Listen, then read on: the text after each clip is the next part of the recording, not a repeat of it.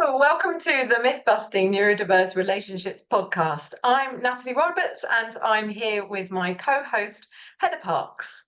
We've both been in our neurodiverse relationships and families for more than 25 years. We met 10 years ago when we were feeling really desperate and trying to solve a lot of issues in our relationship and our families. We've been journeying since then. We've found many more positive and hopeful ways to solve, resolve, repair, reconnect in those relationships and in our families, in our lives. And we now co-host also Loving Difference online, giving hope and a way forward for neurodiverse relationships. In this podcast, though, we're busting the myths about neurodiverse relationships, which we had when we started this journey, that we've realized aren't true, and that actually were preventing us from recovering and having the relationships with our partners and children that we wanted. So we want to dispel these myths and bring you hope that absolutely things can change. So whether you're out and about or comfy with a cuppa, let's dive into our next conversation. See you there.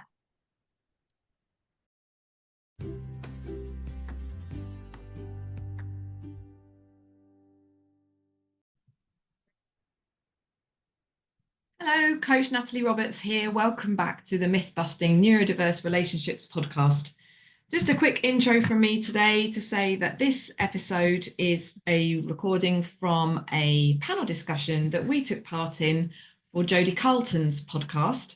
And she will introduce it and you can listen to a number of different professionals talking about a number of different topics relating to neurodiverse relationships. Heather and I took part. We've really enjoyed the conversation. We hope you do too. So dive in. And if you would like to find out more about coaching with us, there'll be more details at the end, or come find us at lovingdifference.net. Enjoy.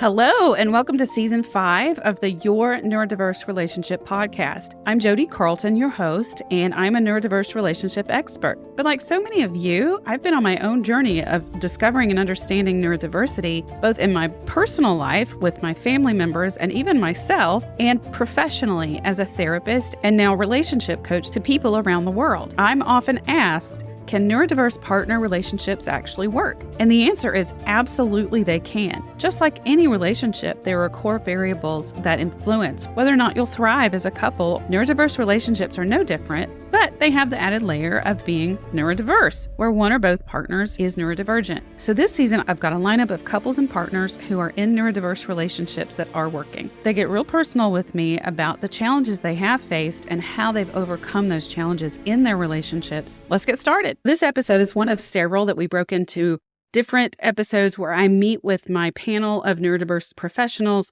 These are my trusted colleagues in this field of neurodiversity. We have psychologists, therapists, coaches. We've come together to create a think tank, if you will, about neurodiversity. I think you're going to find that this panel discussion with 12 of us is going to be super valuable to you. I'm loving this conversation, by the way, so rich. So I want to just share that I was in 2 neurodivergent marriages. I have a 34-year-old autistic ADHD son, and I had so much life experience. I have a PhD from the School of Hard Knocks in terms of what did not work. We've all got that one. Yeah. I think many of us actually came into this field because we had life experience with a neurodivergent partner, a child, a parent, a sister or brother that gave us insight into how the subtle presentation, but the different presentation can really, disrupt relational rapport. And so that, I don't know that that's a requirement, but it's helpful if somebody does have personal life experience.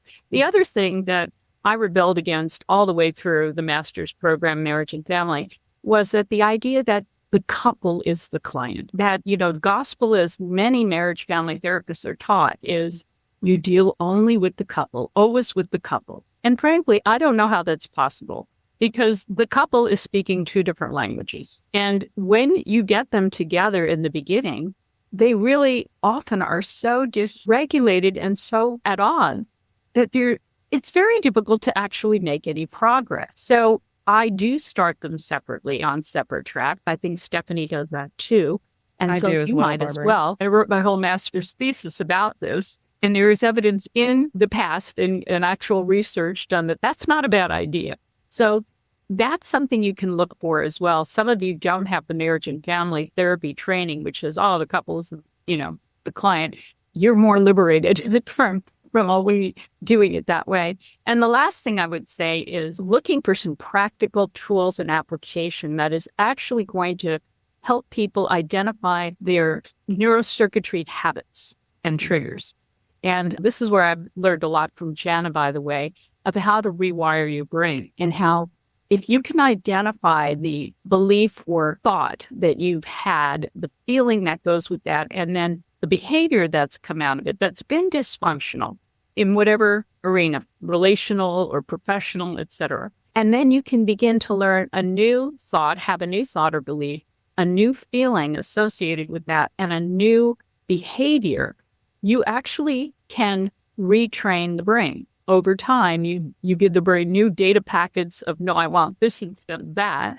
And the brain will eventually, let go of habits that are latent and not needed anymore. And it'll program for the newer intentional behaviors, thoughts, and feelings you want to have. So a lot of dialectical behavioral therapy, which is a method that's used with borderlines and highly emotionally dysfunctional people. And I think that's helpful to really have applicable, practical methods where the couple or the individuals can see the needle moving in their own life and then have a better frame of reference to the work the other is doing and even spur one another on in a very, yay, you changed, I've changed, we're getting better kind of a way. Yeah, I want to just add to that and then move on to the others that I think that's one of the reasons why a lot of us are using more of a coaching model because of what you just said, Barbara, about moving the needle.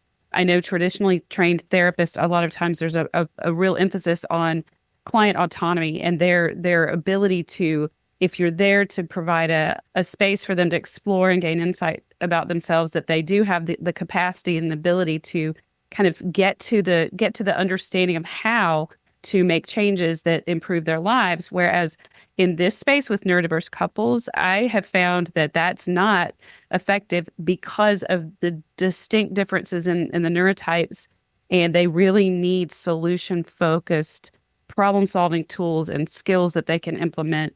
And I often ask my clients, and yesterday I said, I met with a new couple and I said, I want you to really think about whether or not you're willing to be coached. And if you're willing to take on guidance, or if you really just want to be heard, which that's part of it. You need to be heard and affirmed and validated. But if you want your lives to really be different, are you willing to take on coaching and to really implement some changes? Okay, Jana. Yeah.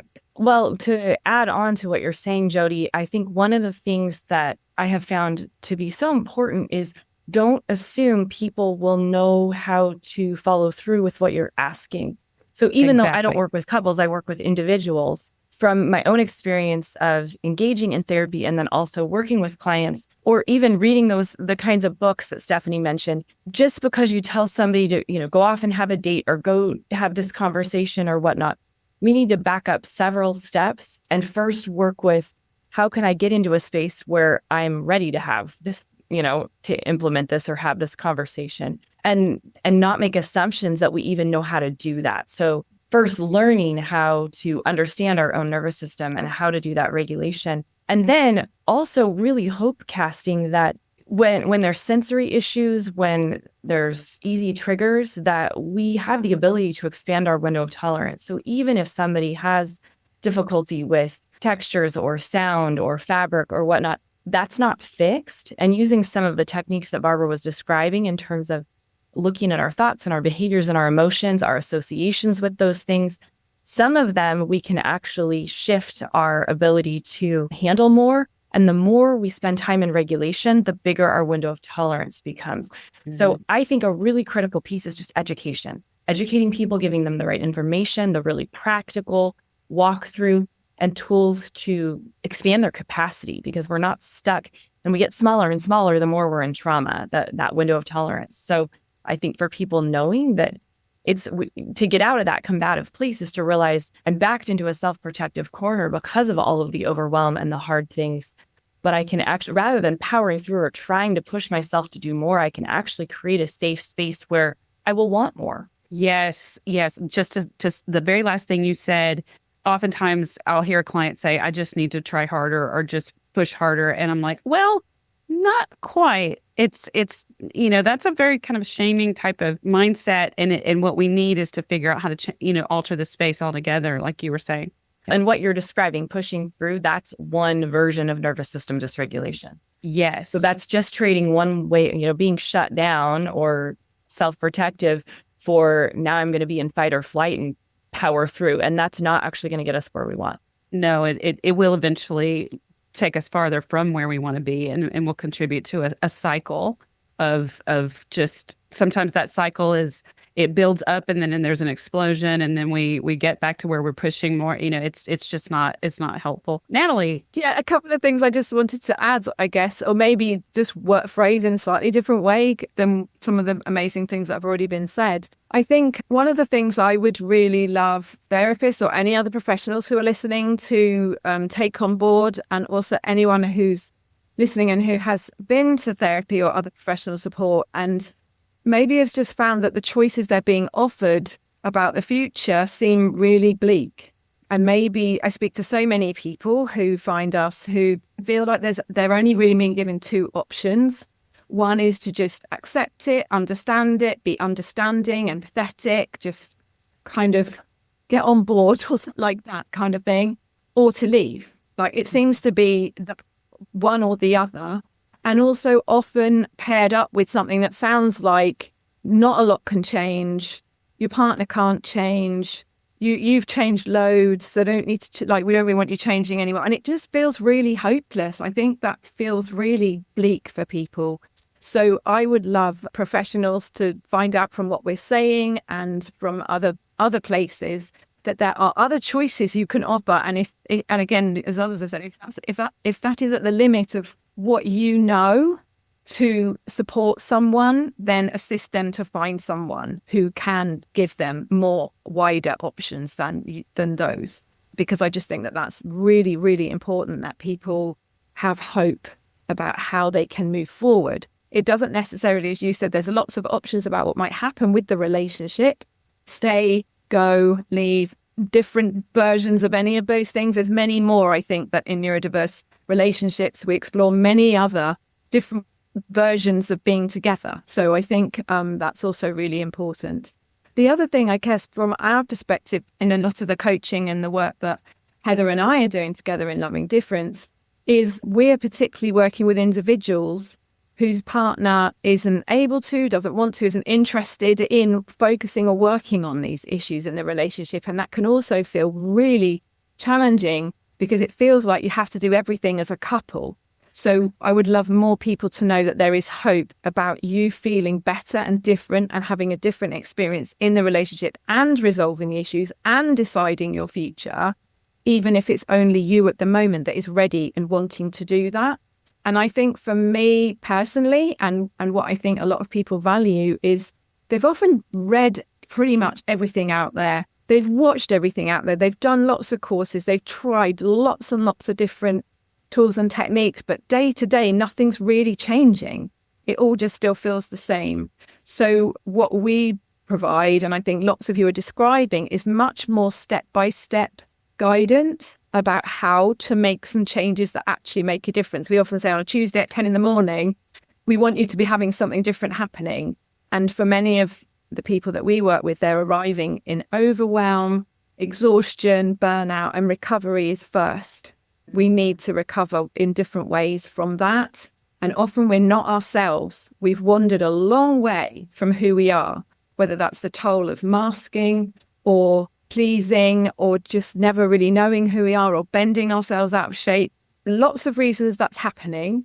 But being you in the relationship is the next really important thing. And then having some healthier ways to relate to one another. So those three things, the recovery first, including the grief that Mona talked about earlier, getting home and being you, and then being you in the relationship in a healthy way. Those steps we find are the most important so that you move forward and out of the trauma and out of what's been going on often very. If you've been listening to this podcast or watching my videos for any time at all, you've heard me talk about the communication program that I developed for my own neurodiverse relationships. It's been life-altering for so many people, and I really want to make it available to you, even if money is kind of tight. It's called Crack the Communication Code. This program is normally $175, but I'm offering it to you right now for whatever you want to pay. So that means you can get it for free or pay whatever you feel like you can afford. Access it today. Go to jodicarlton.com.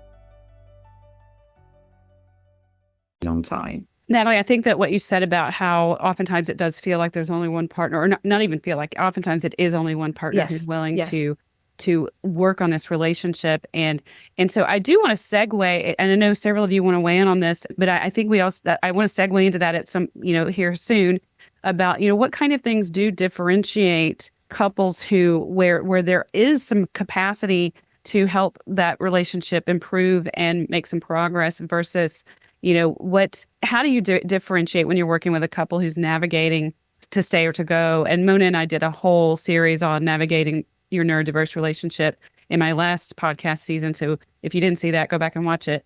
But Heather, you work with Natalie. So what are your thoughts? I was just going to add something around pace and expectations around timescales. So when we're working with nervous system and years and years and years of dysregulation, years and years of unhealthy relationship dynamics, patterns that you've been working on, particularly in the UK, I'm not sure if it's the same with you, but we have this kind of like 6 weeks and you're done approach. And I think it's really important just to have some kind of understanding that we need to move slowly sometimes in terms of creating that change in safe ways. And so I think that was really important as well, that people have some kind of idea that this isn't something that's really quick. I think we can get some really new realizations and get some understanding really fast, can't we? And that can be really super helpful. And suddenly you can have real aha moments and you can go, oh my goodness, I realized what's been going on. And that's brilliant. And then it's okay, right. So what do we do now? And it is that kind of, so how can we have, as Natalie said, that Tuesday at 10 o'clock kind of a feeling. And it's just, really important that we get that idea that we are focusing on ourselves and we're the ones that we can change as well. I think lots and lots of people come wanting us to help their partners change. And it's having that realization that you can have massive impact on others around you in the family by working on yourself, and particularly in with that your own regulation, and also having that understanding. I mean, I know, just to share a personal thing, like I'm just someone who just wanted everything sorted out right now. It was a really big thing to actually slow down and understand that actually some of these things are going to need revisits, or we can't solve it in one go, and it's going to be many conversations, or whatever it is that we're going to do, and we need to kind of have. So we also need to build up some kind of resilience in terms of creating some persistence and consistency of our approach as well. So that was a couple of things. Yeah. Okay. Thank you so much for adding to that. And so Robin, what are your thoughts about all this? So a lot of everything that people have said, I was sitting here thinking, I want to say that. But I think that there's really a lot of value in backing up and sharing a little bit of my own story in that I have a master's in education and I have a master's in counseling, right? And in neither program did I learn about how to work with couples or how to be, how to work with a neurodivergent person. I think the counseling one is especially sad to me because on this side of things now, working with neurodivergent people, I have met way too many people who come and for the first time, they've been souped up on really heavy meds that they later find were not appropriate, and we're changing their personality and their life experience. We need more research, obviously, on the meds that are going to help neurodivergent people, and that's part of what's happening there. And so the way I got to where I am in the business that I'm providing was really recognizing my own neurodivergence and then digging into my own studying, like my life depended on it, because it really, at many different times in many ways did. And even in some relationships, having the experience in one relationship, 13 different helpers that had impacted us. and not helped us. And that internal sense that I wasn't being helped, but continually handing over authority because people had letters or belonged to major institutions, research institutions, and this was going to be the oasis. And then I think after some period of time, you stop trusting yourself. And so research was the only thing I trusted. I wasn't necessarily trusting my own voice. I was trusting on, Tony Atwood at the time, or Maxine Aston, or whoever was really, I always laugh. I say I was buying the books as they were being released because they were being sent to me, to save my life. They were my lifesaver at different times. And I think that I know that all of you have had these experiences, but when someone gets to a helper that knows, they have, for some reason, the internal experience, the external experience, and they're calm and they're collected. And whichever presentation you show up with, whether it's your trauma showing first, your marriage showing first as a challenge, your neurology showing as a challenge, that I could confidently say, I've been with all of you long enough to say that we can sit in that. And we're going to be utilizing it from the directions that person knows. We're going to be confidently giving them the feeling that I had when I finally got to somebody that knows of relief, where I don't have to teach you and train you, but I can let go and breathe because I can just hear in your responses and your persona that you get it and you actually know more than I know. And that's where every person that needs help, every neurodivergent person or neurodiverse couple really needs to arrive, right? That's really where they're to get. And such a compliment, I have to say, that I can be that person and have been that person. I don't know that I could articulate it if my clients hadn't given that back to me first, but I know that each of you could do that. And I think that another hallmark is that we all know that awareness. I have clients that come and they know they're autistic or they believe that they have ADHD, whatever. That's just step one, really. Meeting our clients as a person first. So I'm Rogerian in my approach, right? I know that from counseling. Maybe not everybody can articulate, but I know that about myself. I want to know you as a person first and foremost, both of the people in the couple. And I think multiple of you have talked about that already, is that it takes two healthy people to make a healthy couples relationship.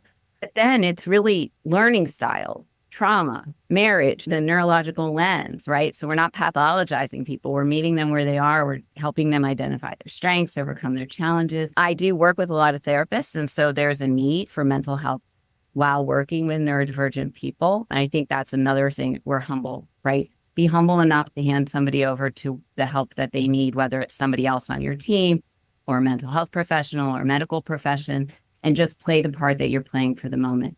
And I think that each of us bring areas of neurodiversity specialization to the table, but we're all really well versed on the whole person and all the aspects that a neurodiverse person would need. So I know, for myself, I always say, well, the three main obstacles on the way to a goal are for a neurodivergent person are communication, regulation, and executive function.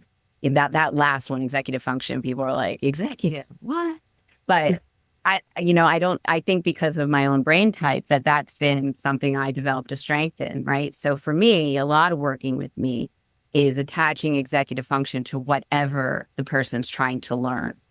And really realizing we're moving clients from what they think and know, because a lot of my clients are very high achieving. They know a lot, but they're getting stuck in their head. And so my job is to say, this is harder than counseling.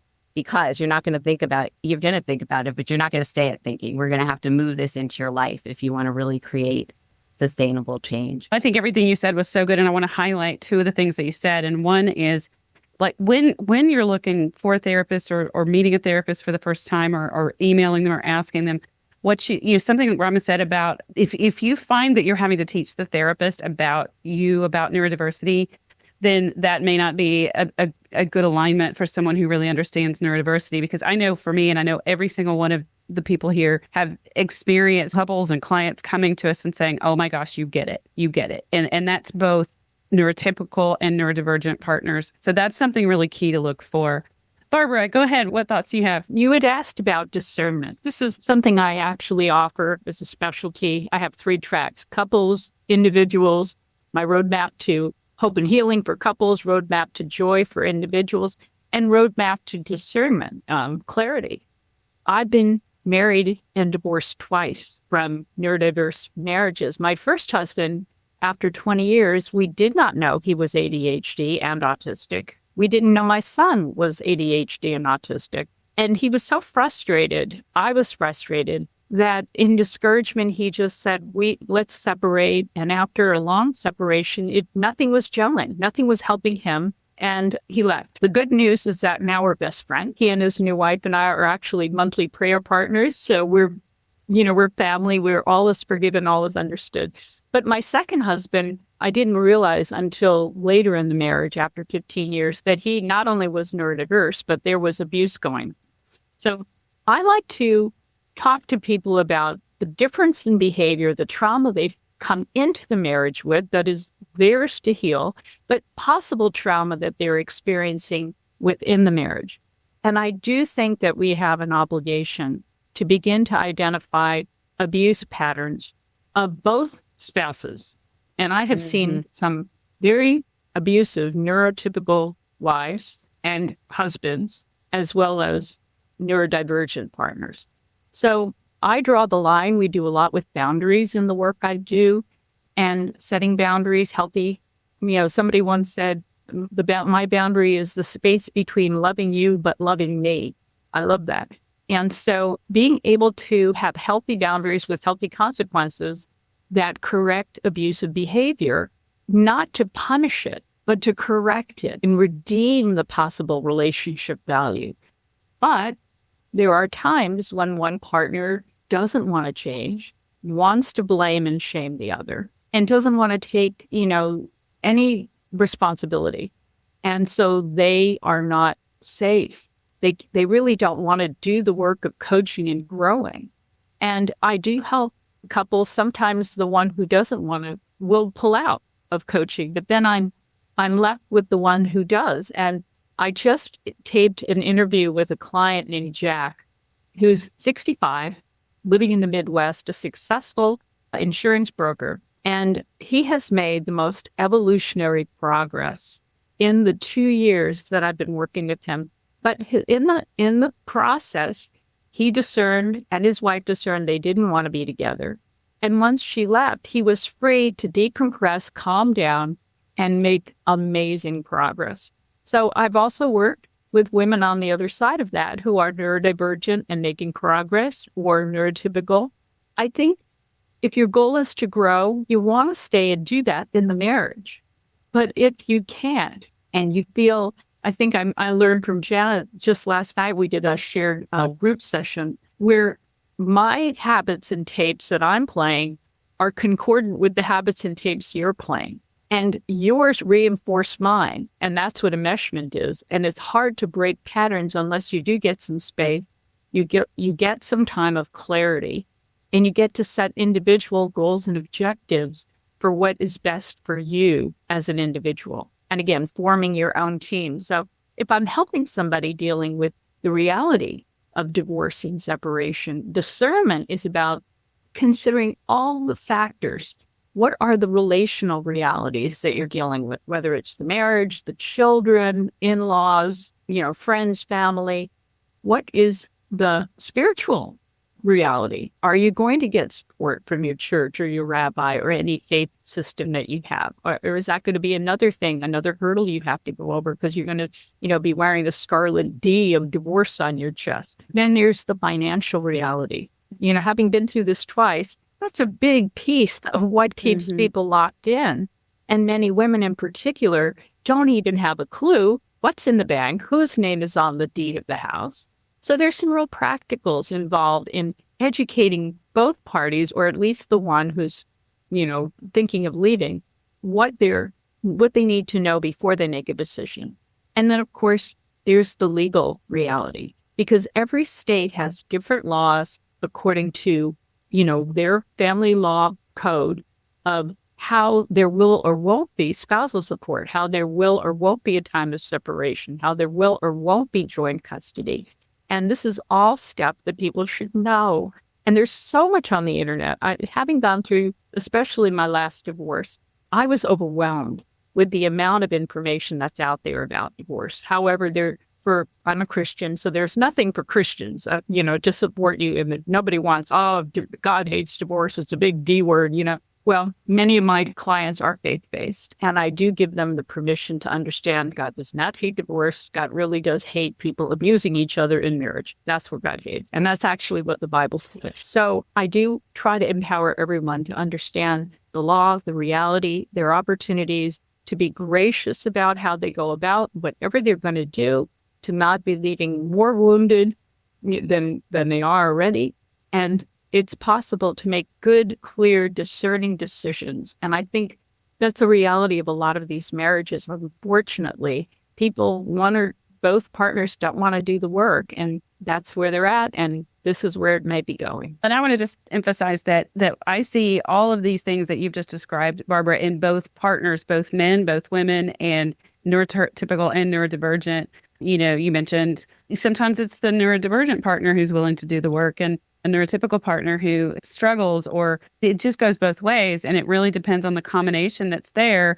And I agree that discernment, navigating it, figuring out, there's so many things to figure out. And that's where we can help with our resources, this group, this panel here, not just working with us directly, but also just so many of us have podcasts or blogs or courses and resources to help with all this. Okay, we're going to pause there for this episode, but be sure and stay tuned for the rest of the season to keep hearing from this neurodiverse professional panel throughout this entire season, where we'll continue discussing various topics. So be sure to subscribe or follow the podcast so you won't miss any of these amazing interviews. And as always, if you're benefiting and enjoying this podcast, please give us a review. It really helps other people know that this podcast is really beneficial and worth listening to.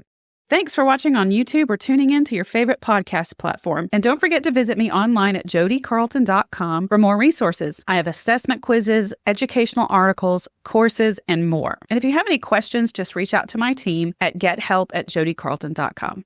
Until next time. Do you think you might be autistic or neurodivergent? Or maybe you wonder about your partner? Or you just don't even know what all of that means and don't know where to start?